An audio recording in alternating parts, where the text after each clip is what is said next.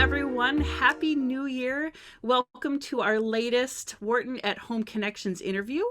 I'm Kelly Stable-Clark. I am the manager of musical theater programs with Wharton's Institute for Arts and Creativity. And I'm so happy to have two terrific actors on this interview with me. They have both toured to Wharton with Broadway shows. And what makes it most exciting is they both have Michigan roots. We have Katie Travis and Korie Lee Blossey. Thank you so much for joining me today. So Katie has been to Wharton with Phantom of the Opera in 2016, did we think?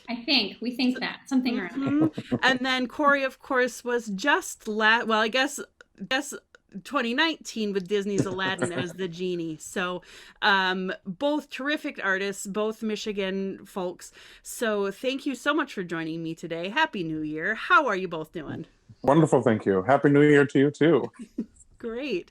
So, Katie, I'll go to you first. Do you want to tell me a little bit about your background, how you got your start here? And they're both from Bay City. So how'd you get your start in Bay City? What was that all about?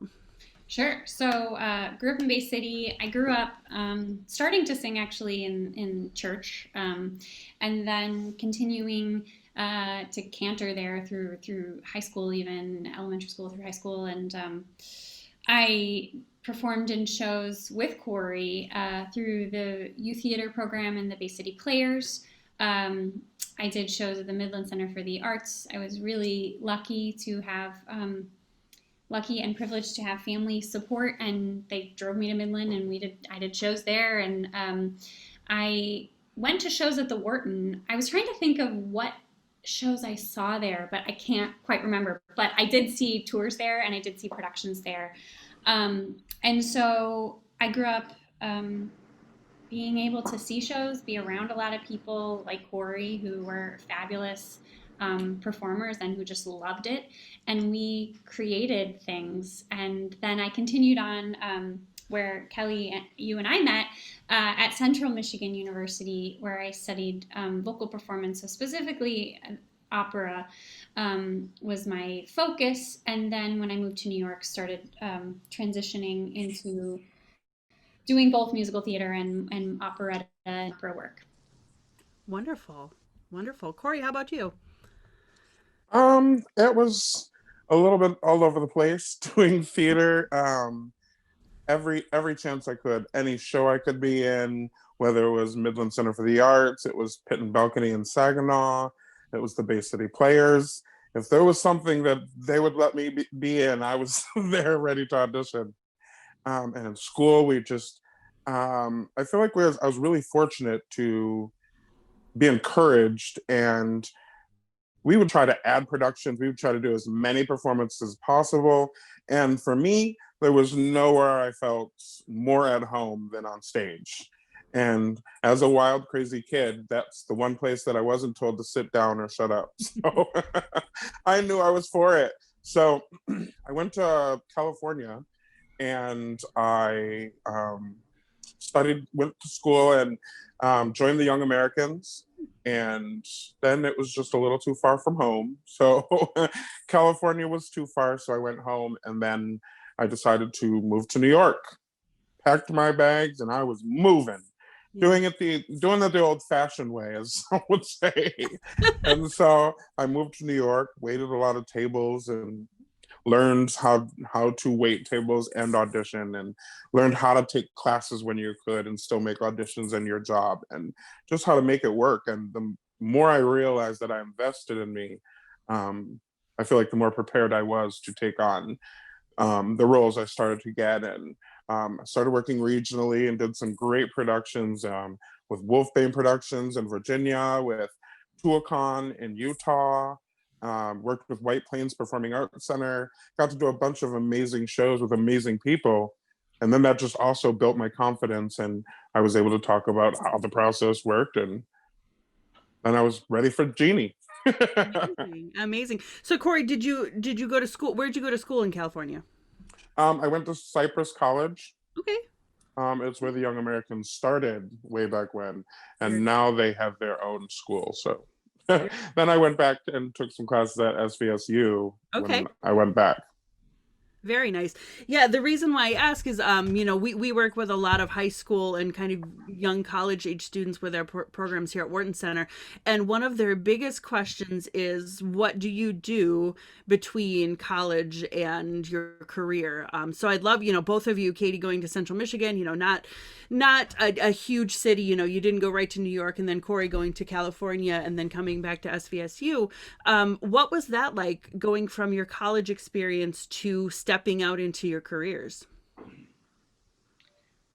I can speak. It was really challenging. I think moving to New York was awesome and my dream. I was thinking about it, and I think we did like a high school trip, and I did a trip with my family when I was pretty little, but like I hadn't really been to New York a ton, but I had been there, and that was my dream. Like I really wanted to move there. So after I finished at Central Michigan, I moved there. I didn't really have headshots that were workable. My resume was kind of all over the place, especially because my training was in opera, and it's a different world. And so I found that I was lucky enough to do some summer stock programs when I was in college in the summers, and that's how I met people in New York. There weren't really a lot of people from Central Michigan that moved to New York, and so it was I was kind of out there on my own with friends who I had met in summer programs, so programs outside of school. Which I tell a lot of people this because, and this isn't at all to knock Central Michigan. It's just to say that I had applied to a lot of schools for undergrad, and Central was the only school I got into. And so I say that because it was really hard. That was like a hard blow as a 18-year-old. And I found a voice teacher that was a really good fit for me. I was able to do operas and musicals, which ultimately was sort of the trajectory of getting into this sort of phantom world, or this sort of crossover musical theater world. And I also had just the attention that was being able to be put on me because it was maybe a smaller program. It allowed for some creative growth and freedom. So that was pretty great. But what I will say the challenge was making that move was huge. And I didn't feel adequately prepared when I first got there. And although, the teachers that I met in some of these programs I was able to kind of gather and receive that great training once I was there. So I found a great voice teacher, and I found, acting classes. And I say this, I was paying for all of this from the nanny jobs I was working all the freaking time. So I, like working, temping, nannying, scrubbing toilets, working as an elf at Macy's at Santaland, like doing whatever to be able to get enough money to do that class. Waking up at 5 a.m. to go to auditions so that I could be seen in time to make it to my nanny job by 3 p.m. And so Korie talks about this like juggle of working these jobs you're making for money while you're auditioning. And it is really hard. Like that's hard to figure that out. But if you really want it, you figure it out, And so I'll say the transition was my dream. Some of the best times of my life with some of my friends, like at 6 a.m. getting Dunkin' Donuts, waiting in line. Like it's both like horrible and so much fun. And I don't even think it's horrible. Like it's just like you think the circumstance feel like waiting in line forever, but like there's something just like wonderful about it on your path to your dream. Like that's just period, right? I mean, Korie, do you feel that too? So Absolutely. even the hard times, and I'm calling it horrible, is not, because it's just like a part of your path to get that thing that you've always wanted, right?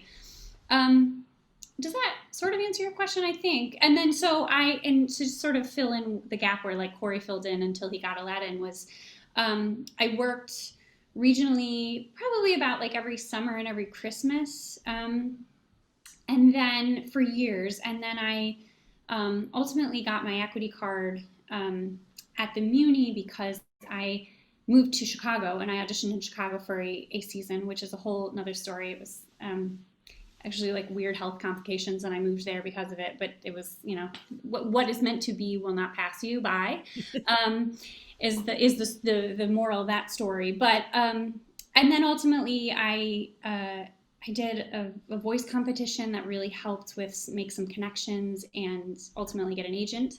And then after having been in for Phantom for years and many, many auditions, that's where I ultimately got it. So to say it's like an easy path, it's just not the truth, you know. Like it's a wonderful ride, but it's that making that move was a challenging jump. Yeah. Well, and it sounds like, I mean, that's almost kind of like the storybook New York story, right? Like everybody, you go there with just your hopes and your prayers and your single bag, and you're pounding the pavement and working all your jobs. I love that. And what I find is a lot of students feel like they have to have all those things in place before they go, but as you're saying, you have to have the want, and you just have to be able to work for it. Korie, what was your experience like? For me, it was like, okay, do I have the money to finish school?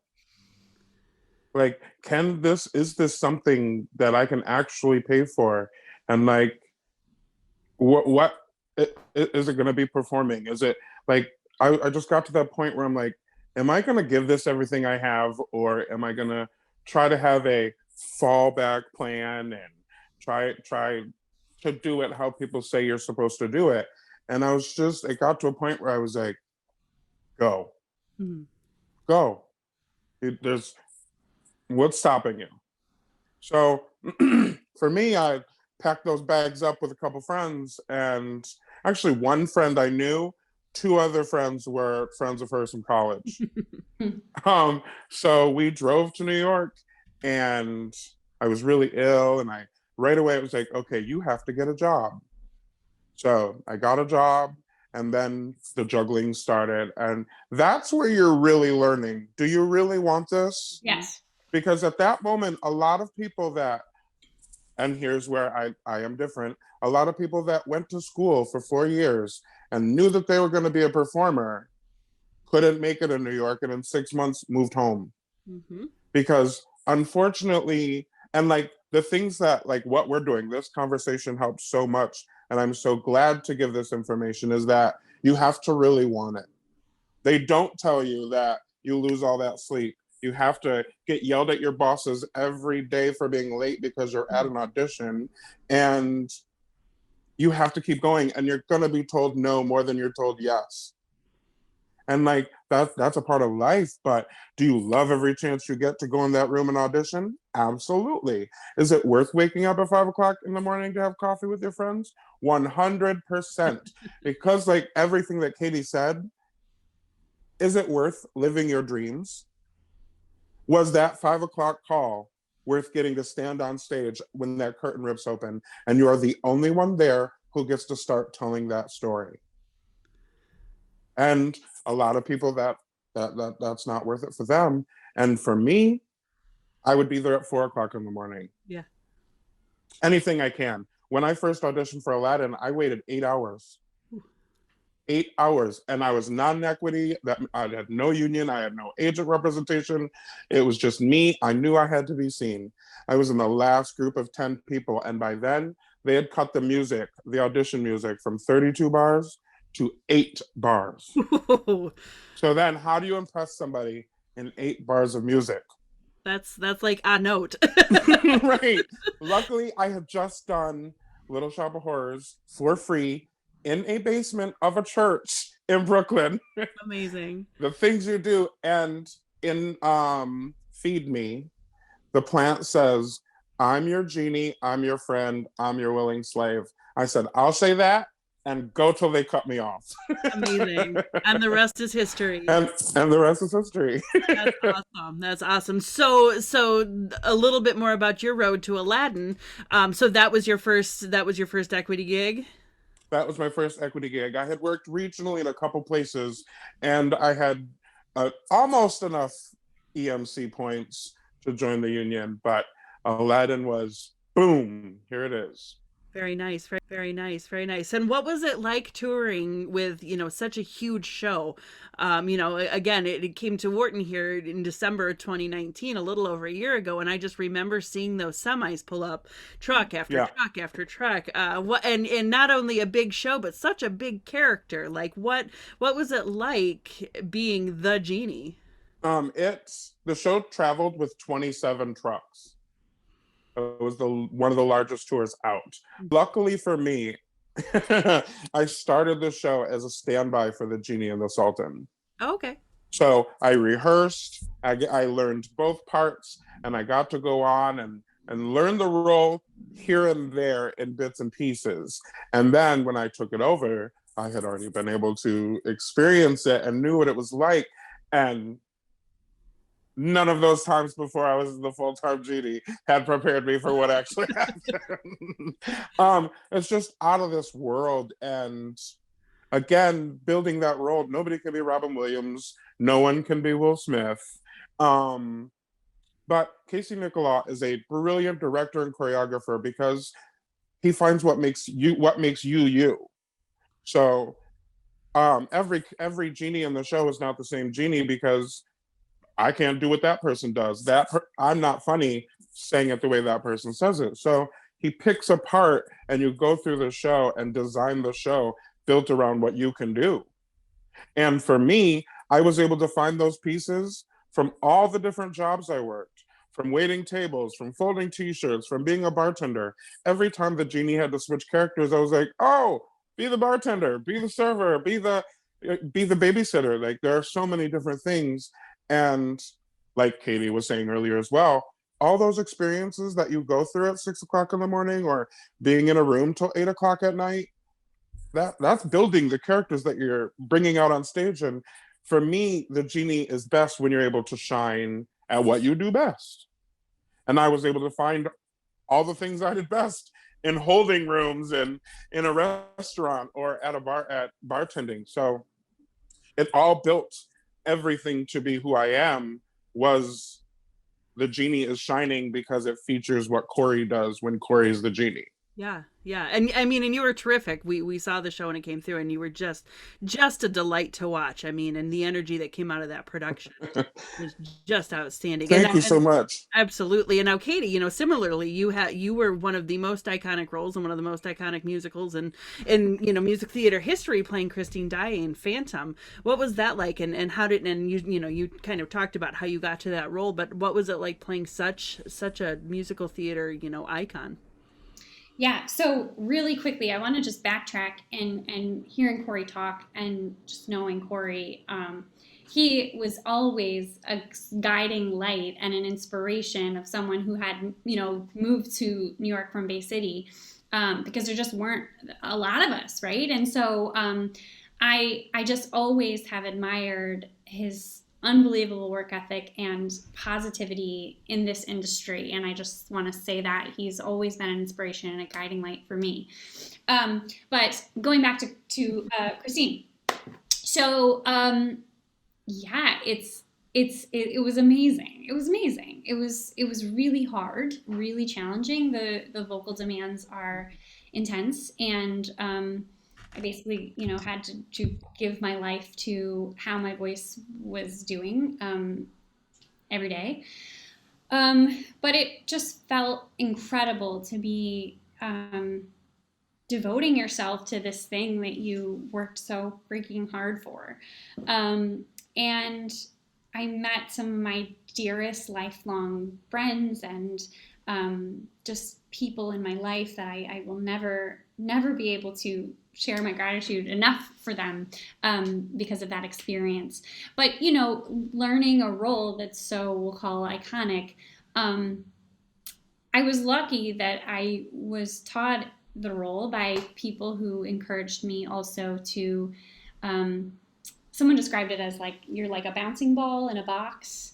And so like you have to stay within the box, but your ball can go like any way it wants to bounce. It can be any color or whatever, but like you have to stay within this confine. And so confined space. So I think that was a good way to describe learning a role like that. Obviously you have blocking, etc., and the words and songs, and you have to stay true to that. But there is something that you can find within your life and your life experience to bring to something that a role like that no one else can, right? Because there's only one you. So I think that was the beauty of finding that, and also like doing it, and Korie experienced that, I'm sure too. I don't mean to speak for you, but like doing a role for a long period of time, or really learning a role and knowing a role for a long period of time, is also a different experience, because you're a different person from when you start. Like learning Christine after 3 years on the road, almost 3 years on the road, and then, it just is a different. I was a different person when I left, and that also feels really beautiful, that you can grow as a human with this particular role that you're working on. Amazing, amazing. What a great story. So now to kind of shift the focus a little bit, looking and thinking about the world we're in today. Obviously here we are continuing on in remote work. Everybody's looking at screens. No live theater is happening. Talk to me a little bit about, first of all, what were you doing last March when everything shut down? Where were you? What was happening in your life then? Korie, I was in Austin, Texas, and we had just got there, just set the show up, and just got ready. Okay, we're starting our run, and then one day it was like, okay, you can't do anything at the stage door, so there'll be no more stage dooring. The next day it's like, hey, can you come in? We have a meeting. And then they were like, we're going to be suspending the tour for Austin, and we'll pick up the tour in San Antonio in a week and a half. And so we're like, okay, a little, I don't know. And then by the end of that show, it was a matinee. By the end of that show, they were like, show's over. We're going to close 6 weeks early.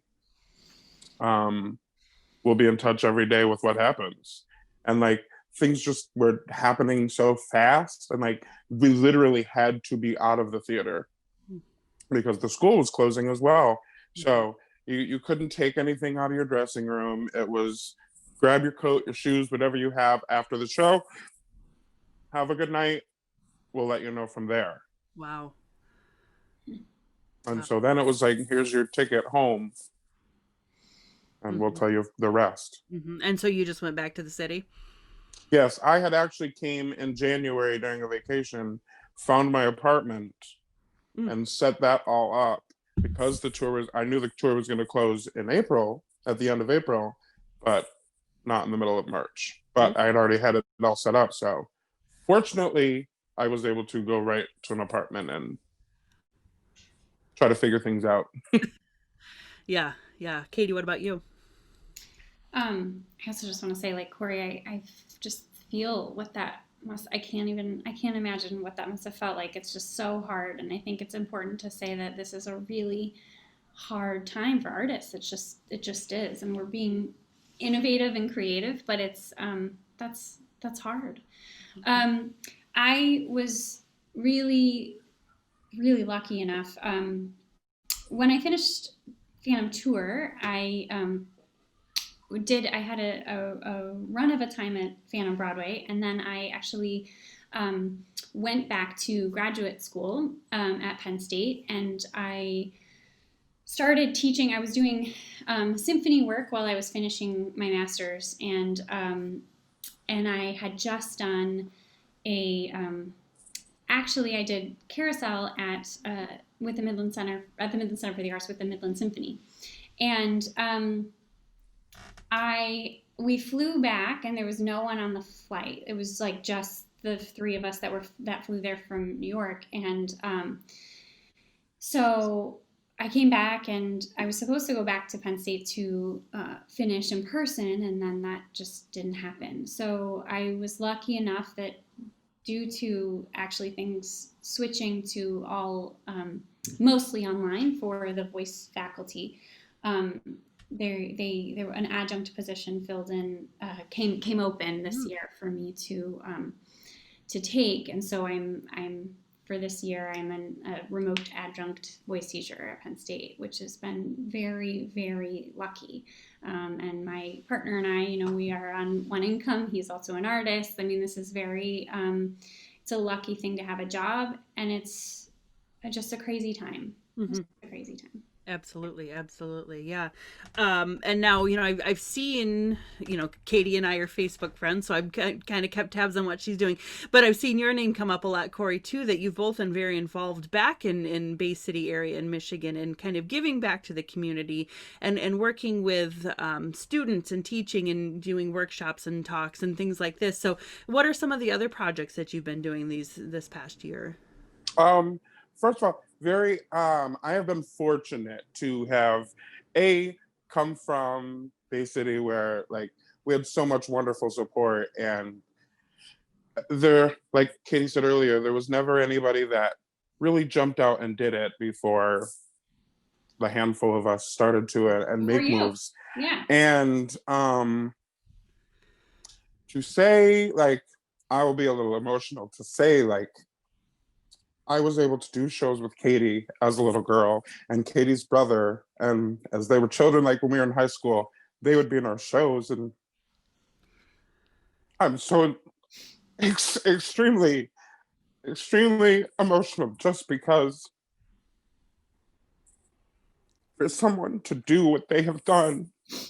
And like, there were times that like their parents were the hugs that we needed on a bad day.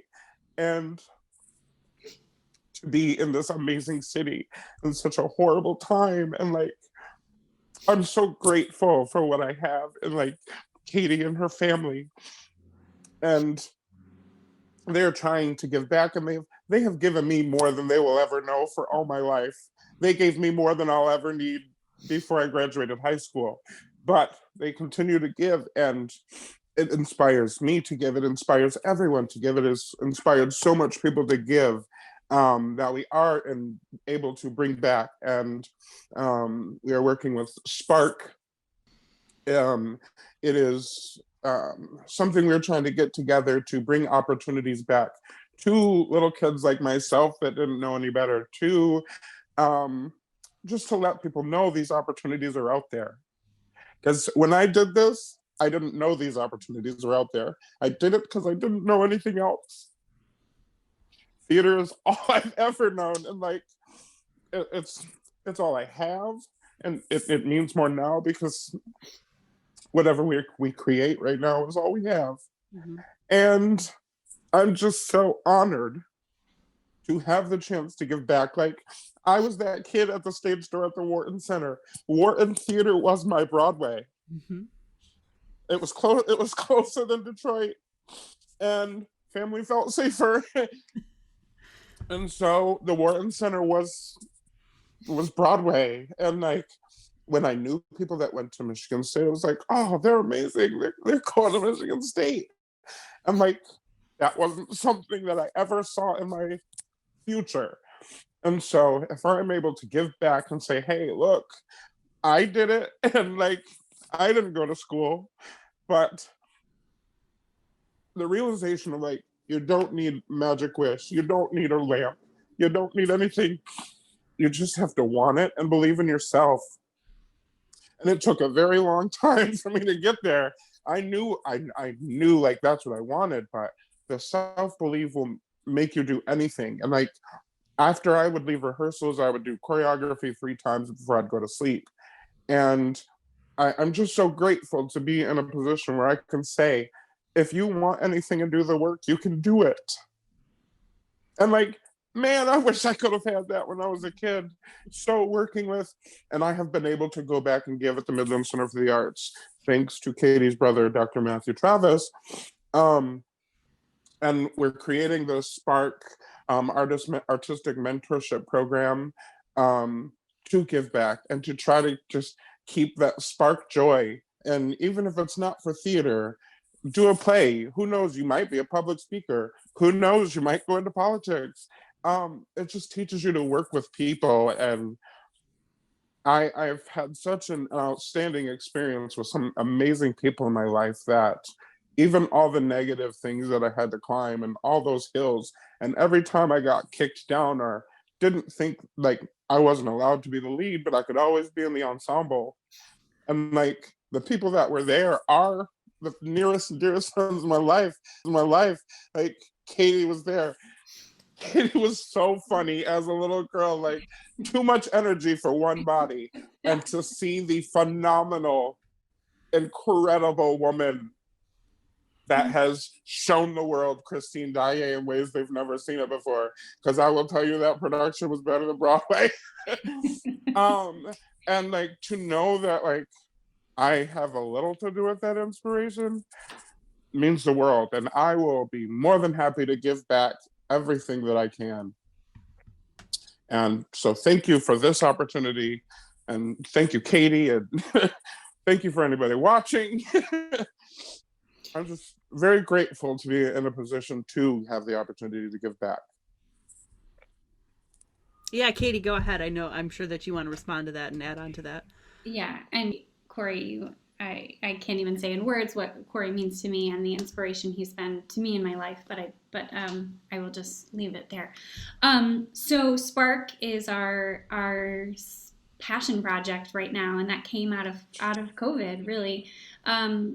Our friend Ryan Vandenboom and my brother Matt Travis and Korie and I are working to offer artistic training, long-term, high-level artistic training to people from underrepresented communities and low-income families. So to donate, you can donate anytime to Spark. Can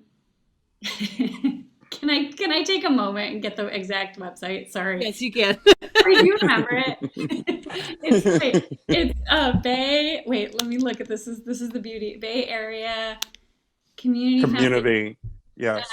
So it's www.bayfoundation.org/spark. You can donate there.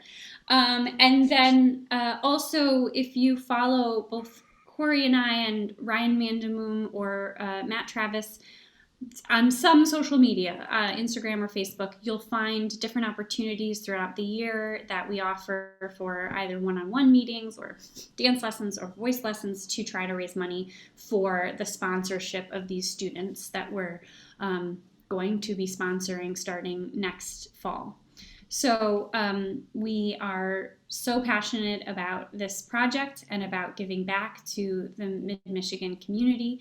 And we care deeply about just offering training that maybe we did or didn't have when we were younger, and just trying to up the game for people so that that bridge between moving from Michigan to New York or Chicago or LA or whatever can be easier, or the transition after high school into becoming a teacher might be a little easier because you have more confidence in public speaking, etc. I'm basically saying what Korie just said, but I just wanted to reiterate. Yes. Minus the tears.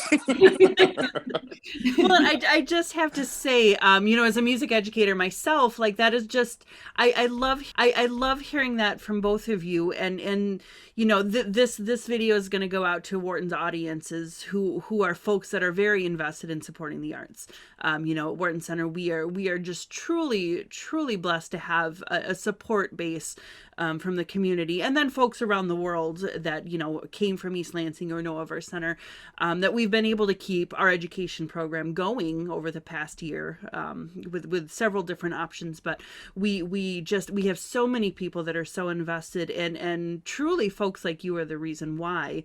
We work with kids who think, well, I have to go to U of M, or I have to go to NYC, or I have to go to Elon or any of the other big musical theater schools, and that's the only way, and I have to have piles of money and know people. And what is so amazing about the arts as a young person is the community, and you two are just shining examples of that. Is Korie, you said that you have to have the want, but I think that you also have to have the community, and whether that's the folks you moved to New York with, or the people that have kind of made you who you are. And so I really appreciate both of you kind of touching on that. Because like I said, as an educator myself, that is something that I really like to bestow upon kids, and also their parents. Truthfully, as parents are like, well, you can't really make a career out of the arts. It's like, man, but that foundation and the base and the people that you meet being involved as a young person really changes you and shapes you.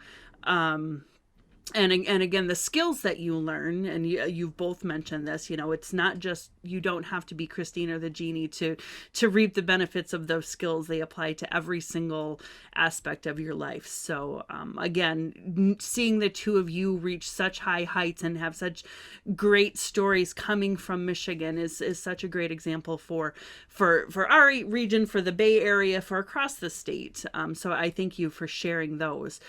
So, moving forward, we don't know what's going to happen in the near future.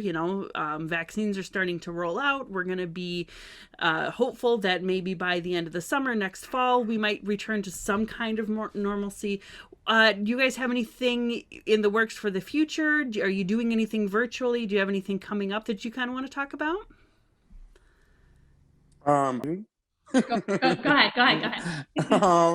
I'm trying to just work with as many people as possible, have as much fun as we possibly can, put some things together virtually, and just say, hey friends, let's do something, let's create art.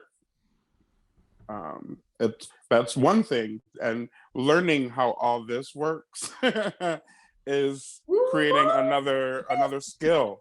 So after this, I can film a video, I can record, I can change lighting, but it's also teaching new skills, and that's something that was happening slowly and surely. So many things are going into a virtual way anyway. This has just forced it a little faster, but it also forced me to learn it a little more. And okay, figure out how to be the guy that can book if he gets in the room, but on camera, because now there is no room, it's your living room. Absolutely. But yeah, it's that community. Mm-hmm. That community is always going to be there, with theater, without theater. Now we are learning, like, oh, that's those people that I was sitting in a holding room with. Those are the ones that are calling to say, hey, how are you? Is everything okay? Do you want to do this reading over a Zoom? So that is helping more than I could possibly ever say. Great. Agreed, Korie. And I've done some here and there, some Zoom readings, etc. And but I feel the same way in that I have learned so much more about auditioning on camera, using GarageBand, recording vocals, that stuff. I mean, video, audio editing. I really didn't know a ton about, and so I learned a lot about. I'll start to audition for voiceover work and audition for whatever work comes until we come back, and when we come back, and continue to teach some awesome voice students. And that's kind of what's in the cards at the moment. Amazing. But also maintaining what you do have, like, people forget your voice is a muscle that you have to work that out. You should be trying to sing as much as possible if you're not doing Zooms or anything. I know I still do the choreography like every other week, just like if that call comes, I'm not going to be the one that's like, I can't remember the choreography, or I don't know if I can sing those notes. So I try to stay as active and like physical and be on top of trying to learn new things. There are so many people out there that are teaching choreography on YouTube or teaching dance lessons on their social media platforms that you can take a free dance class. So remember, it's coming back. Yeah. It's in a coma, but we're gonna wake up.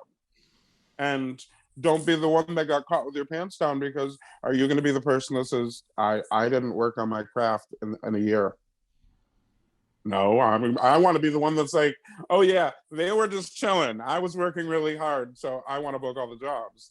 And that's what's moving me forward. Same. The amount of classes that have been offered online has been a really beautiful blessing, and expanding our skills is what this time has been great for. All right. Well, thank you both so much for talking with me today. This has been absolutely wonderful. Katie, it's been wonderful to see your career since our days back at Central.